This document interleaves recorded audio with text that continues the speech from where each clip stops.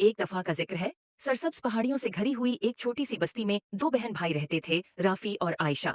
राफी, बड़ा भाई, अपनी चालाकी के लिए मशहूर था, मगर वो अक्सर अपनी चालाकी को शरारतों के लिए इस्तेमाल करता था। आयशा, इसकी छोटी बहन, नेक दिल थी, मगर राफी के शरारती कामों में वह आसानी से शामिल हो जाती थी। एक दिन दोपहर के वक्त जब वो अपने घर के बाग में खेल रहे थे, इन्हें एक पुराना धूल से भरा हुआ संदूक मिला। संदूक के अंदर उन्हें एक चमकदार लकड़ी की छुड़ी मिली जिस पर प्रासरार नक्श व नुगार बने हुए थे। तजस्सुस से भरे हुए वो छुड़ी को अपनी दादी जहरा के पास ले गए। दादी जहरा की आंखें छुड़ी को देखकर पहचान से चमक उठीं। मेरे प्यारे बच्चों, ये एक जादुई छुड़ी है, उन्होंने वजाहत की। ये ख्वाहिशात पूरी कर सकती है, मगर याद रखो, इसे अक्लमंदी और नेकी के साथ इस्तेमाल करना चाहिए। अगर उसे खुद गर्जी या बेवकूफ़ी से इस्तेमाल किया गया तो ये मुश्किलात पैदा कर सकती है। जो दादी जहरा की वार्निंग को नजरअंदाज करते हुए राफी ने फौरन एक बड़ी मिठाई के ढेर की ख्वाहिश की।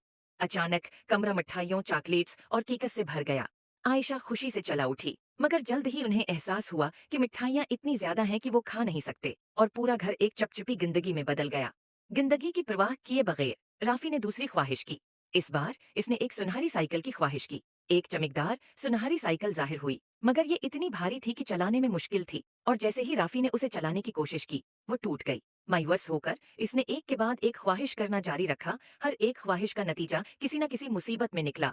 आयशा, जो ये सब देख रही थी, इसे दादी जहरा की बातें याद आईं। इसने नरमी से राफी से छुड़ी ले ली और कहा, चलो इसे अक्लमंदी से इस्तेमाल करने की कोशिश करें। राफी, शायद हमें ऐसी चीज की ख्वाहिश करनी चाहिए।